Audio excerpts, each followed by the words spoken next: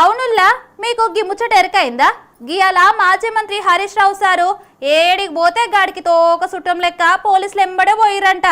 మరి సారేమో అధికారంలో లేకపోయే, ఇంకా ఎలక్షన్లు దగ్గరికి రాకపోయే, మరి పోలీసులు ఎందుకు ఎండబడుతున్నారో అరుచుకుందాం పాండి.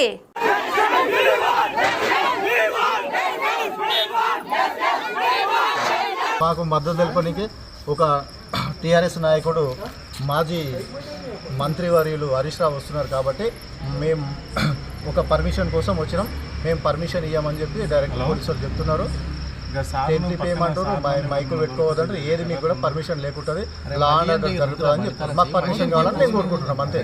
పర్మిషన్ ఇస్తే పోతాం, లేదంటే ఇక్కడికి వెళ్ళి ఇక్కడ శాంతియుతంగా చేసుకుంటాం కానీ తేడాలు రాకుండా చేస్తామని చెప్పినాం. మేము అదే విధంగా రోడ్ మీన్ కూడా వస్తలేం, మేము రోడ్ మీన్కి రాకుండా నా ఊళ్ళో చేసుకుంటున్నాం.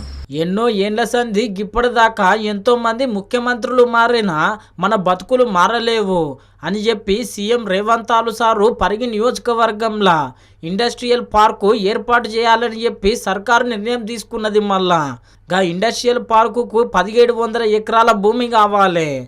మరిగా భూమి కావాలంటే చాలా మంది రైతులు భూములు కోల్పోతారు కదా.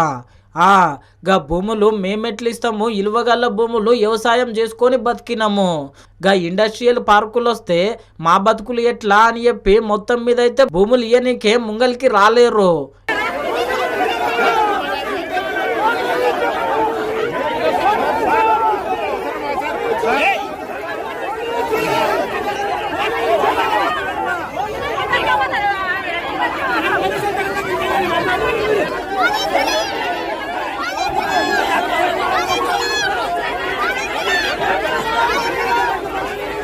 ఇక ఇంకేమున్నది, మా భూములు తీసుకోవద్దు అని చెప్పి రైతులందరూ కూడి పెద్ద ధర్నా చేసిండ్రు. అల్ల మాజీ మంత్రి హరీష్ రావు సారు రైతులను కలిసి అలా బాధ వినాలని చెప్పి పరిగికి పోతుంటే నడుమనే పోలీసులు అరెస్ట్ చేసిండ్రు. మళ్ళా అరెస్ట్ చేసి గిట్ల పోలీస్ స్టేషన్ లో కూర్చునబెట్టిండ్రు. మానవ హక్కులను కాలరాస్తా ఉన్నారు, ప్రజాస్వామ్యాన్ని కూని చేస్తా ఉంది ఇలా రేవంత్ రెడ్డి ప్రభుత్వం. కనీసం మేము మాట్లాడే హక్కు లేదా మాకు? అక్కడ ఆ బాధతో గత కొన్ని వారాలుగా నిరాహార దీక్ష చేస్తున్న రైతులకు పరామర్శించడానికి, భరోసా ఇవ్వడానికి, ఒక ధైర్యం చెప్పడానికి కూడా వెళ్ళలేకుండా నడి రోడ్డు మీద ఇవాళ శాసనసభ్యులను, బీఆర్ఎస్ నాయకులను అరెస్టును తీవ్రంగా ఖండిస్తా ఉన్నాం. నిన్ననే ఆదిలాబాద్ మీటింగ్ లో ఏం మాట్లాడినావు?